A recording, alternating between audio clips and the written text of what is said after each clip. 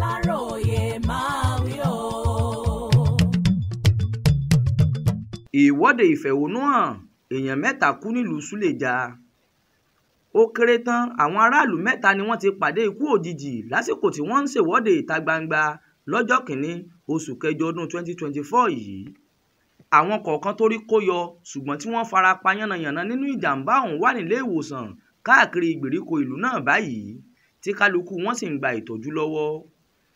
Ìwọ́de wọ́ọ́rọ́wọ́ làwọn ọ̀dọ́ náà bẹ̀rẹ̀ sí ní ṣe láàárọ̀ kùtùkùtù ọjọ́ tọ́sídẹ̀ẹ́ yìí, ṣùgbọ́n nígbà tí wọ́n débì kan táwọn ọlọ́pàá gbégi dínà ni wọ́n yarí kanlẹ̀ pé dandan àwọn ní láti kọjá, ṣùgbọ́n táwọn ọlọ́pàá náà kò gbà fún wọn. Nítorí pé àwọn ọ̀dọ́ náà pọ̀ ju àwọn ọlọ́pàá ọ̀hún gan lọ, apá wọn ká àwọn agbófinró ọ̀hún.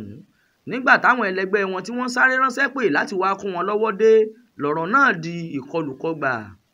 Lárọ̀ ìta ìbọn táwọn ọlọ́pàá náà yìn sáwọn aráàlú ló pa èèyàn 3 dànù nígbà táwọn kan farapa tí wọ́n sì ń gba ìtọ́jú lọ́wọ́ báyìí.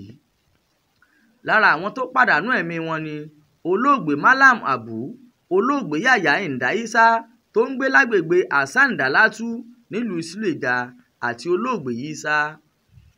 Adéwálé Adéoyè ló ṣàkójọpọ̀ ìròyìn fún iléeṣẹ́ tẹlifíṣàn Aláròyé online.